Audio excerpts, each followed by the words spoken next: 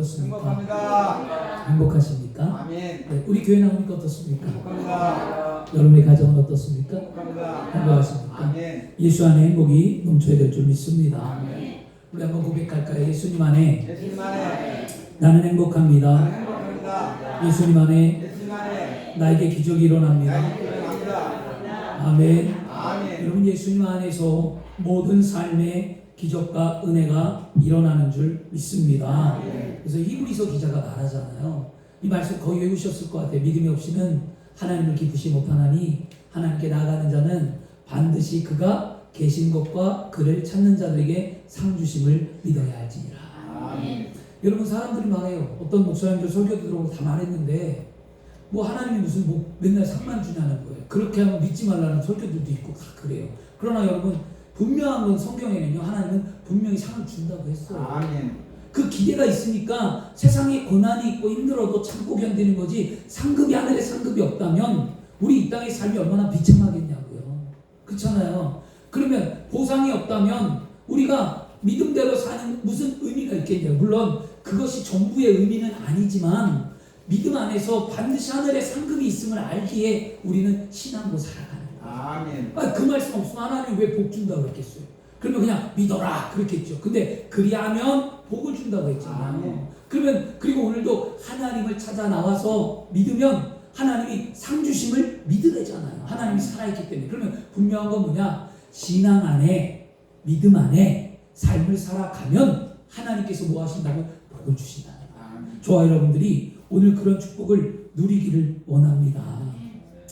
세상에 살면서 오늘 제목이 뭐냐면 따라하겠어요. 나는 예수님의 제자인가? 이 말을 잘 기억하시길 바랍니다. 세상을 살면서 스승이나 멘토가 있으면 그 인생은 참으로 행복한 인생입니다. 누군가 날 이끌어준 사람이 있다면 16세기 초 조선에 대표하는 학자 중에 누가 있냐면 율곡이라는 사람이 있어요. 근데 이 율곡이라는 사람에게는요 많은 스승이 있었지만 그 중에 가장 큰 자신을 그렇게 학자로 뛰어나게 이끈 스승이 누구냐? 심사임당이었어요. 어머니였어요. 그죠? 그 다음에 여러분 세계의 유명한 또 위인 가운데 귀가 안 들리고 눈이 안 보이고 말을 못하는 삼중고의 고통을 안고 인생을 살아갔던 한 여인이 있습니다. 그런데 그 여인이 하버드 대학에 입학하고 교수가 되고 세계를 깜짝 놀라게 했어요. 삼중고의 삼중고. 할 수가 없어요. 눈, 귀, 말. 그런데 그에게는 누가 있었냐면 앤 설리반이라는 스승이 있었어요. 그러면 우리가 이제 성경으로 돌아오면 많은 스승과 제자가 있지만 성경에 가장 이름이 헷갈리는 사람이 있습니다. 엘리사냐 엘리야냐. 목사님들도 헷갈린다는데 저도 가끔 헷갈린다고 했어요. 엘리야가 먼저인지 엘리사가 먼저인지 이게 헷갈리는데 엘리사에게는 누가 있었습니까? 엘리야라는 스승이 있었어요. 아멘. 그래서 그의 갑절의 영감을 받고 위대한 일을 감당했던 게 엘리사였습니다. 구약이죠. 신약에 가면 수많은 스승과 제자 이야기가 신약에도 있지만 그래도 가장 성경에 뛰어난 건 뭐냐? 디모데. 디모데는 나이가 어려요. 근데 디모데에게는 가장 뛰어난 스승이 있었습니다. 누구냐? 바울이었어요. 아멘. 바울은 디모데를 제자로 여기기도 했지만 양아들로 삼고 그에게 모든 것을 가르쳐 주었습니다. 이처럼 여러분 제자와 스승이 된다는 것은 어떤 의미를 가지고 있는 걸까요? 그건 사랑의 의미를 갖고 있다는 거죠. 저는 그걸 보면서 왜냐하면 사랑하지 않으면 가르칠 수가 없어요. 사랑하니까 막 가르쳐주고 싶은 거예요. 아멘. 저도 주의 종으로서 성도를 사랑하니까 말씀대로 살기를 가르쳐주고 싶은 거예요. 사랑하니까 가르쳐주고 싶은 거고요. 또 사랑하지 않으면 따를 수가 없어요. 여러분 성경에 많은 사람들이나 세상의 사람들이 스승을 왜 따라갑니까? 사랑하니까 따라가요. 오늘도 여러분이 저를 따라오는 거 왜 따라옵니까? 제가 뭐 볼 게 뭐가 있습니까? 여러분에게 먹을 것을 줍니까? 입을 것을 줍니까? 여러분 인생을 책임집니까? 아무것도 안 해요. 그런 제가 여러분이 저를 왜 따라옵니까? 여러분이 저를 사랑하니까 따라와요. 이게 사랑이거든요. 근데 잊고 살고 있던 저에게 스승에 대해서 잊고 살았어요. 저도. 그랬더니 15일날 스승의 수요일날 전화 한 통 왔어요. 목사님 갈치 좋아하세요? 그러시더라고요. 좋아해요. 그랬더니 조금만 있으면 간대요. 조금 있다 100개 온다는 거예요. 집으로. 그래서 알겠다고 전화를 끊었습니다. 그래서 조금 있다 벨이 울렸어요. 나가봤더니 우리 교회 남성교회 회장님인 김경사 안수집사님 오셨어요. 갈치를 사들고. 그런데 그래서 오늘이 스승의 날이라는 거예요. 저도 잊어버렸거든요. 그러면서 갈치를 드세요 하고 난 다음에 자꾸만 이렇게 하얀 봉투를 저에게 주셨어요.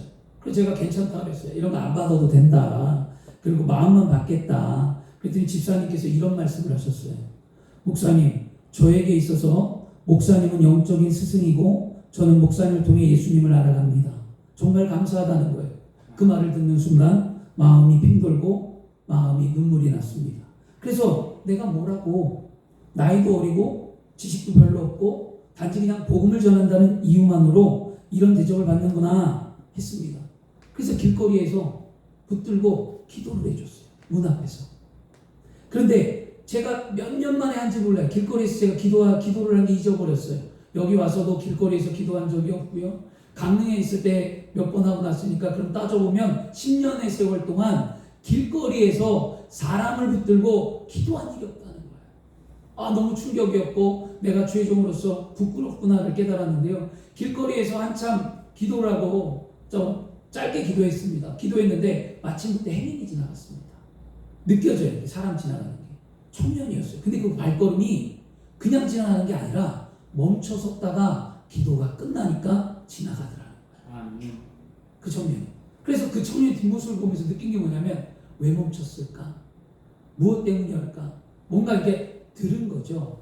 왜냐하면 나이는 어린데 어린 사람이 나이 있는 사람을 붙들고 기도하는 모습을 보면 뭘까? 아, 교회가 이런 건가? 신앙이 이런 건가? 아마 제 생각에는 그 청년이 그런 걸 느끼고 가지 않았나 싶어요, 여러분. 그래서 여러분, 우리가 그러면서 제가 스승의 은혜를 깨닫게 되었고, 그 다음에 나에게 은혜를 받게 한 사람이 누굴까? 지금까지 나는 어떻게 신앙생활해 왔을까? 내가 정말 예수님의 제자인가? 라고 묵상한 시간이었습니다. 우리에게 복음을 전해준 누군가가 있어요, 여러분. 분명히 그 사람을 잊어버리면 안 돼요, 여러분. 그리고 그 누군가는 또 다른 누군가에게 복음을 들었고요. 그 누군가는 또 누구겠죠. 그럼 거슬러 올라가 보면 복음을 증거한 사람은 누굽니까? 예수님이라. 아멘. 그렇죠? 여러분, 그러면 여러분, 주 안에 사랑하는 여러분, 주님을 정말 사랑하십니까? 그렇다면 나는 예수님의 제자인가? 오늘 말씀의 제목, 이 물음 앞에 우리는 오늘 뭐라고 답을 하시겠습니까? 오늘 이게 우리의 신앙의 고백이어야 돼요. 주님, 저는 주님 사랑합니다. 주님, 저는 진정 주님을 따르는 제자입니다라고 고백할 수도 있고요. 주님, 저는 주님을 사랑합니다. 그런데 주님, 저는 조금 부족합니다 라고 고백할 수도 있고요. 주님, 내가 정말 주님을 사랑했는데 내 환경, 내 모습, 내가 너무너무 연약하오니 내 할 수 없음을 용서하시고 주님, 나를 붙들어 달라고 우리는 오늘 그렇게 고백할 수도 있어요. 예수님의 제자의 삶에 대한 말씀은 성경에 많아요. 제자라는 의미가. 근데 오늘 말씀에 나는 예수님의 제자인가의 물음에 우리가 어떻게 해야 나는 제자인가를 살펴보길 원해서 3가지 예시를 들 거예요. 그 예시 속에 여러분이 깨닫고 오늘 예수님의 제자다운 삶을 이 땅에 살아가시기를 축원합니다. 아멘. 우리가 예수님을 사랑한다면 우리는 예수님의 말씀을 날마다 깨닫는가? 날마다 말씀을 깨닫고 있는가를 믿음 안에서 생각해 볼 때 예수님의 제자인가 아닌가를 판단할 수 있다는 거예요. 오늘 예수님께서 마가복음 4장 10절에 말씀합니다. 예수께서 홀로 계실 때에 함께한 사람들이 12제자와 더불어 그 비유에 대하여 물으니 4장 10절에 비유에 대해서 물었대요. 제자는 스승의 가르침을 잘 배우고 깨닫는 사람입니다. 스승의 가르침을 배웠지만 제대로 깨닫지 않는다면 진정한 제자라고 말할 수가 없는 거예요, 여러분. 마가복음 4장의 말씀에 보면 이거예요. 예수님께서 다시 호숫가에서 가르치기를 시작했대요, 4장에 보니까. 그런데 수많은 사람들이 예수님의 주위로 몰려들어서 그 가르침을 들었다는 거예요. 근데 마가복음 4장 2절에 보니까 예수께서 그냥 가르친 게 아니라 2절에 여러 가지 비유로 가르치셨다라고 말씀합니다. 예수님께서 잘 가르쳐 준다고 해서 다 알아듣는 것이 아니라는 거예요. 그러니까 예수님이 비유로 말씀하셨겠죠. 그래서 마가복음 또 4장 9절에 가면 또 이르시되 예수님이 이렇게 들을 귀 있는 자는 들으라. 들을 귀 있는 자가 들으라고 얘기하고요. 예수님은 이 마가복음 4장에 또 한번 우리가 함께 오늘 주제로 삼았던 본문 말씀 23절에 들을 귀 있는 자는 들으라고 말씀한다는 거예요. 그러면 여러분 들을 귀가 있는 사람이 마음이 열리고 들을 수 있다는 거예요. 들을 귀 있는 자가 마음이 열리는 거예요. 그러면 우리는 오늘 이 시간에 영적인 귀가 열리기를 원합니다. 하나님의 말씀이 내 귀에 들려서 내 가슴에 새겨지는 것, 그게 영적인 은혜인 거죠. 오늘 우리 말씀을 들을 때 귀가 열리고 가슴이 뜨거워지고 내 신앙을 점검해보고 믿음의 삶을 살아가야 할 줄 믿습니다. 예수님께서 많은 사람들이 말씀을 듣기 위해 모였지만 예수님은 그들이 다 말씀을 깨닫는 것이 아니라고 알고 계셨어요. 오늘도 여러분 말씀 다 들어요. 그렇다고 해서 여러분이 다 말씀을 깨닫느냐? 안 깨달아요. 저도 알아요. 누구는 전혀 모르고 또 누구는 또 깨닫고 어떤 사람은 뜨뜻미지만 분명히 여러 가지로 갈리거든요. 이 당시에도 그랬다라는 거예요. 그래서 예수님께 모인 군중들은 예수님의 말씀을 듣고 깨닫기보다는 뭐라고 했어요? 현재의 삶의 문제가 해결받기를 원했던 거예요.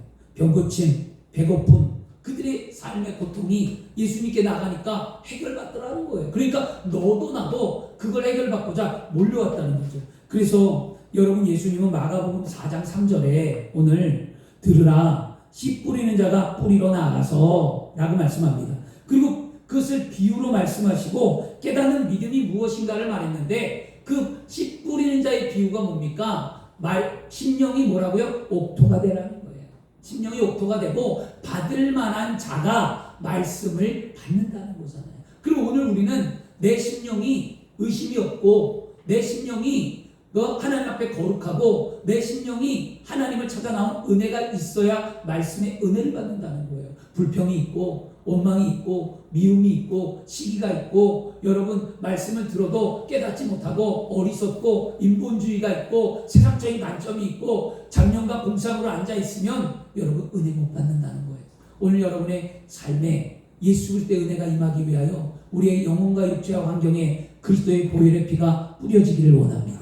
예수의 생명의 피가 덮이기를 원합니다. 그래서 말씀을 듣고 깨달아 주님의 제자가 되어야 할 줄 믿습니다. 사람들과 그 마가복음 4장 10절에 그렇게 말하거든요. 예수님과 함께한 사람들과 12 제자들만이 말씀을 명확히 깨달았다는 거예요. 다 깨닫지 못하고 비유로 말씀해 주었는데 예수님과 함께한 사람들과 제자들만 깨달았다는데요. 사람들과 제자들이 예수님께서 비유로 말씀하신 말씀을 깨닫게 된 이유가 뭐냐는 거예요. 여러분 아주 중요한 말씀이거든요. 그냥 깨닫지 않았어요. 듣고만 있어서 깨닫지 않았어요. 뭐냐면 그들은 말씀을 듣고 모르니까 다시 주님 앞에 찾아가 묻습니다. 예수님과 함께한 그들이 예수님 이 말씀이 뭐냐는 거예요. 예수님께 가까이 있고 말씀에 대해서 다시 한번 물어본 사람들만이 그 비유를 예수님께서 풀어주고 말씀을 깨달았다는 거예요. 4장 12절을 보세요. 4장 12절에 뭐라 합니까? 듣기는 들어도 깨닫지 못하는 이들은 누굽니까?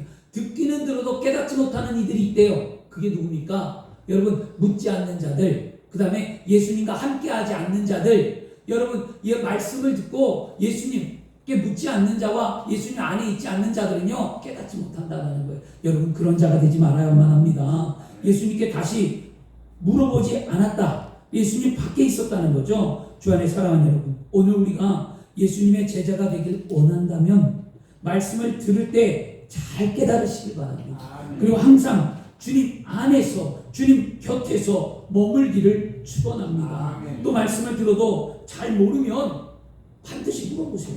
여러분 누구에게? 제일 먼저는 말씀을 깨닫지 못할 때 제일 먼저는 영적인 스승인, 여러분의 영적인 스승인 예수 그리스도 앞에 나와 물어보시길 바랍니다. 주님의 이름을 찾아 부르시길 바랍니다. 부르는 자에게 내가 그들과 함께 있겠다고 약속하셨던 그 주님 앞에 나와 주님 이 말씀의 의미가 무엇입니까? 하고 물어야 돼요. 아멘. 예배 가운데 들었던 말씀뿐만이 아니라 집에서 읽든 어디서 읽든 성경을 향한 말씀이 궁금할 때는 먼저 여러분 주님 앞에 물으세요. 그리고 성령 앞에 묻고 하나님 앞에 묻고 말씀을 받길 바랍니다. 그런데도 여러분 잘 깨닫지 못한다면 이제 뭡니까? 육적인 스승인 여러분의 담임 목사 바로 저에게 와서 물으세요. 아멘. 말씀이 무엇이냐고, 이게 무슨 뜻이냐, 이게 어떤 의미가 있느냐 물을 때 여러분 은혜를 받고 제자가 되는 거예요. 항상 스승과 제자는 어떻게 가까이 있어야 된다는 거예요. 이것이 은혜고 그게 복이라는 거예요. 저도 말씀이 깨달아지지 않거나 제가 제 삶에서 힘들 때마다 암송하는 구절이 있어요. 그게 뭐냐면 시편 73편 28절이에요. 하나님께 가까이 함이 내게 복이라. 아멘. 하나님께 가까이 함이 복이라. 성경에 봤더니 모든 사람들은 다 하나님과 가까운 자들이었어요. 아멘. 하나님과 늘 동행했다고 얘기하고 하나님 옆에 있었다고 얘기하고 하나님 발 앞에 있었다라고 얘기하고 하나님이 늘 함께 했다라고 얘기하고 그런 자가 은혜가 있는 거거든요. 그 말씀을 붙들고 이해되지 않을 때 성령님 깨닫게 해주옵소서라고 기도하면 그러면 주님의 은혜가 제 삶 가운데 임하는 것을 경험하게 됩니다. 요즘 말씀을 그렇게 깨닫더라고요. 금요일날 여러분 말씀 증거할 때도 몸은 힘들고 사실 제가 몸이 좀 약한 부분이 있어요. 몸도 힘들고 괴로운데 말씀을 준비하는 게 힘든데 기도하니까 은혜를 주시고 그래서 깨달았어요. 그거는 다음 주에 하려고 해요. 한 주 건너야지. 금요일날 들었는데 또 듣기는 좀 그렇잖아요. 금요일에 나오신 분들 때문에 한 주 거들고 오늘 이 말씀을 준비하는데 어제 엎드리는데 뭐 할까? 나는 금요일 말씀을 하려고 했어요. 근데 엎드려 기도하는데 하나님 뭐 하죠? 토요일날 나와서 앉아있는데도 뭐 하죠? 하나님 뭐 하죠? 근데 하나님 어떻게 할까 할 때 하나님의 말씀을 준 게 뭐냐면 바로 오늘의 본문의 말씀이었어요. 그리고 제 안에 깊은 은혜가 임하게 하고 깨닫게 하셔서 난 이런 삶을 살아내야 되겠구나 라는 오늘 말씀을 여러분 받았는데요. 여러분들도 그 말씀 속에서 은혜를 받으시기를 축원합니다. 주 안에 사랑하는 여러분, 날마다 주님과 가까이 말씀을 듣고 잘 깨닫는 삶의 은혜를 살아가는 사람이 예수님의 제자예요. 아멘. 말씀을 깨달으시기 바랍니다. 그러면 여러분 두 번째는 뭐냐? 어떤 인생을 살아가는 사람이 그럼 예수님이 또 제자일까? 오늘 이 말씀을 살펴봤는데요. 그 참된 믿음이 무엇이라고 여러분 생각하십니까? 참된 믿음이 뭘까요? 믿는다. 이 신앙. 한 가지 예화를 하나 드릴게요. 미국과 캐나다 사이 국경 사이에 세계적으로 가장 유명한 폭포 하나가 있죠. 나이아가라 폭포. 나이아가라 그런 의미 같은데 그런 폭포가 있어요. 세계적으로 아주 큰, 저는 안 가봤는데 그 폭포에서 한 번은 한 고개사가 행사를 했습니다. 이 국경에서 미국 국경에서 캐나다 국경까지 줄을 하나 쫙 연결했습니다. 와이어. 그리고 그 고개사가 자전거를 타고 그 폭포를 건너갔어요. 미국에서 캐나다로.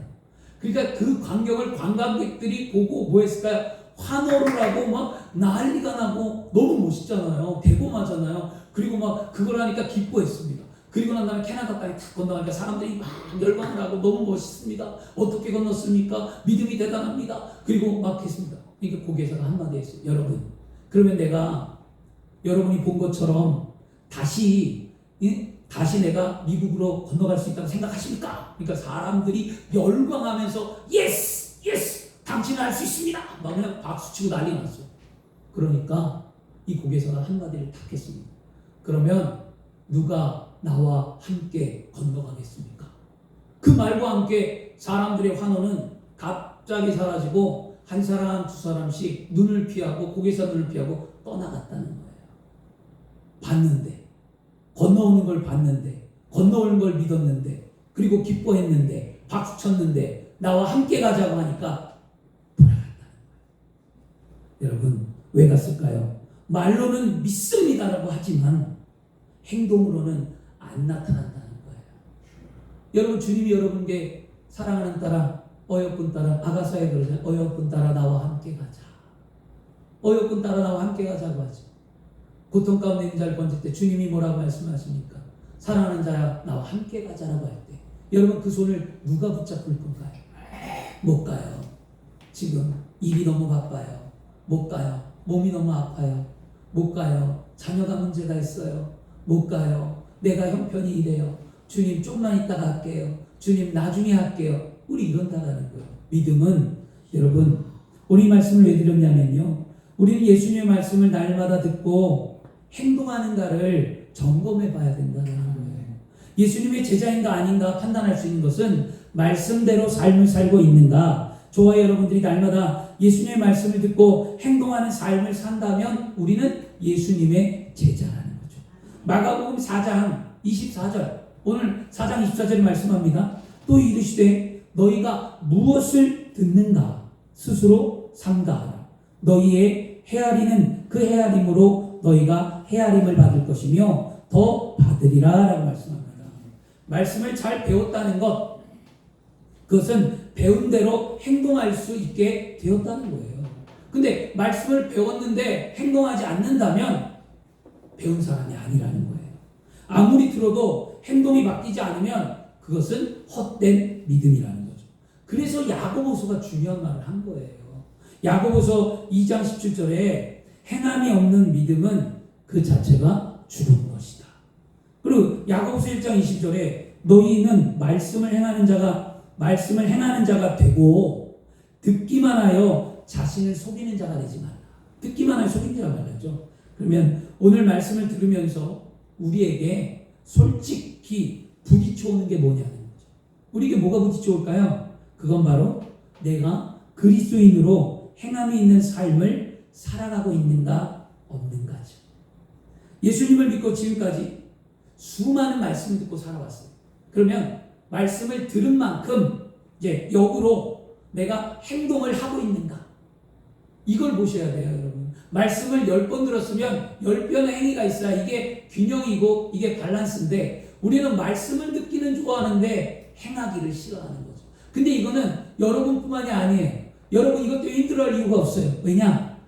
야고보서가 얘기한 게 언제죠? 2000년 전에 예수님이 태어나신 그때부터 야고보서는 그때부터 얘기한 거예요. 그러면 지금까지 계속적으로 우리는 뭐예요? 행함이 없는 믿음을 살고 있는 그리스도인들이 있다는 거잖아요. 그렇기 때문에 내가 못한다고 해서 실망할 필요 없고요. 그 말씀을 알면 나는 그렇게 살지 않기로 결단하면 되는 거죠. 아멘. 오늘 우리는 이런 결단이 필요하다는 거예요. 그리고 난 다음에 뭐라고요? 내가 약하니까 성령 하나님 나를 붙들어 달라고 기도하는 것, 이게 우리의 믿음인 줄 믿습니다. 그래서 오늘날 사실 그리스도인들의 문제가 뭐냐면요, 머리만 크다는 거예요. 머리만. 그리스도인들이. 왜냐? 인터넷, 유튜브 이게 발달되었으니까 유명한 설교자들의 설교를 들어서 귀가 고급화가 되었어요. 귀가 고급화가 되었는데 행동은 어린아이 같다는 거예요. 행동은 세상에서 성장하지 않는 사람들을 가리켜서 이런 말들을 합니다.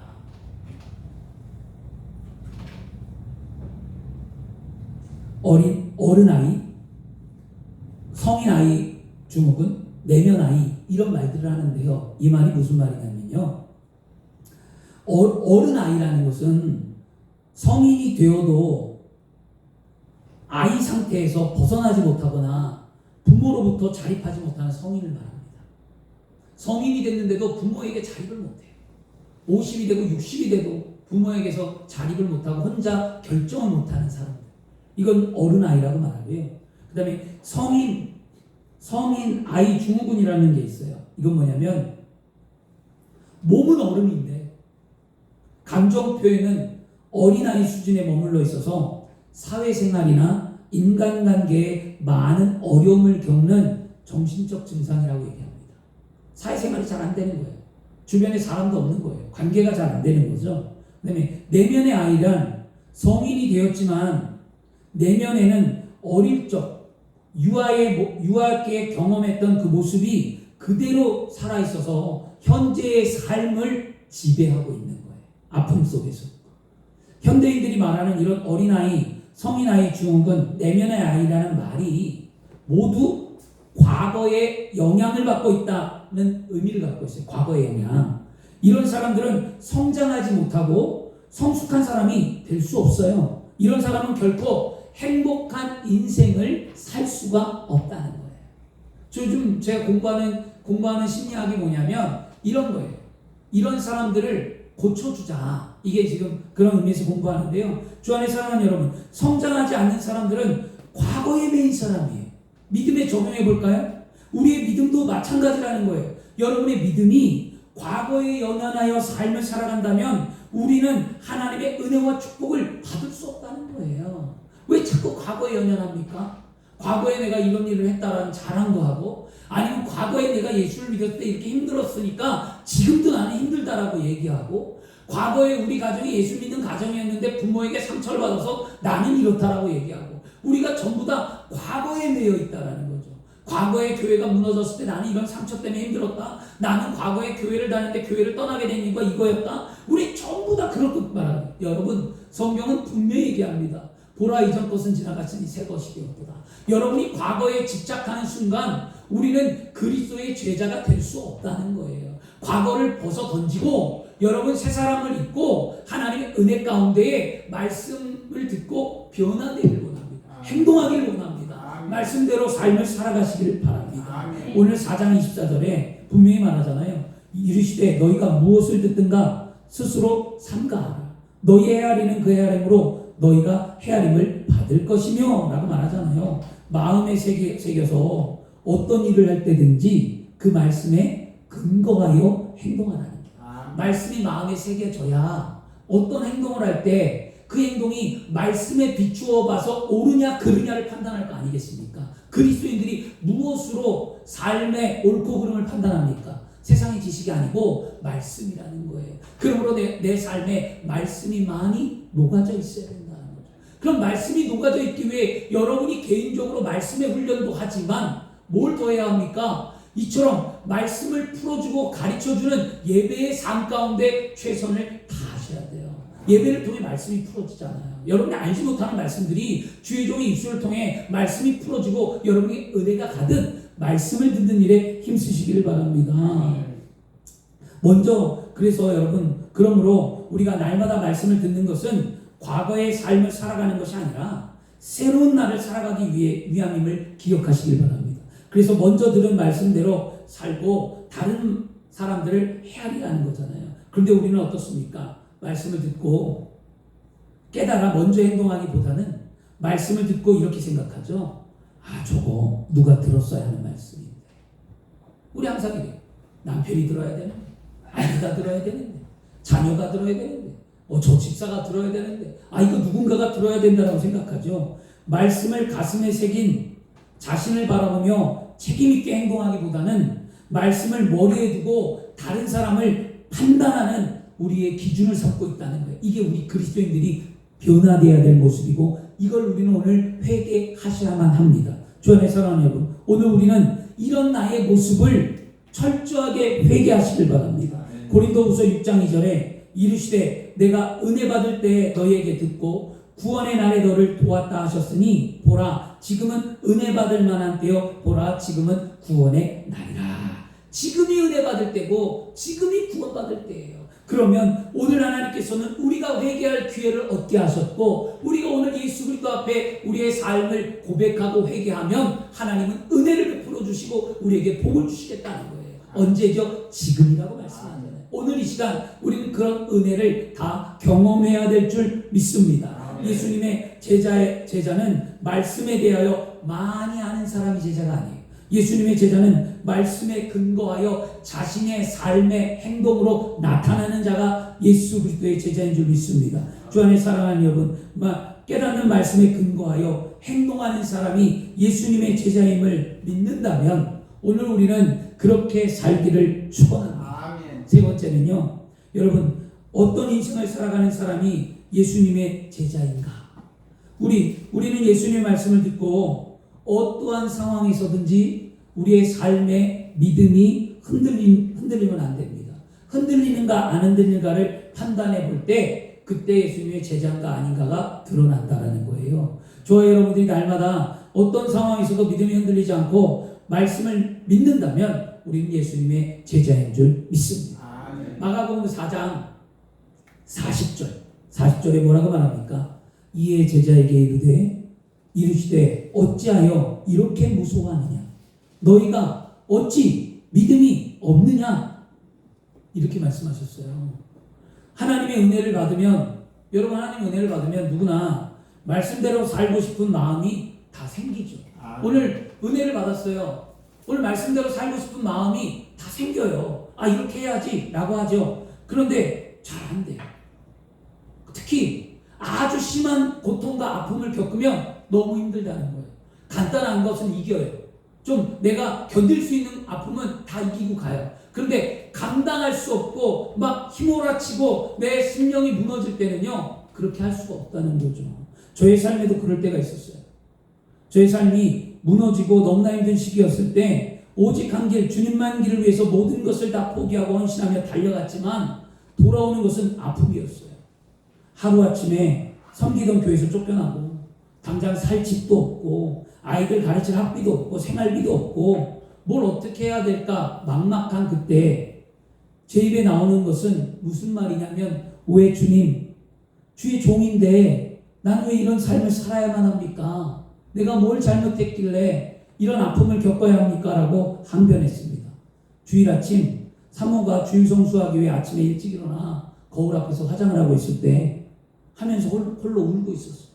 화장을 하면서 막 울더라고요. 그 모습을 보면서 깨달은 마음도 아팠는데 사모가 이런 말을 했어요.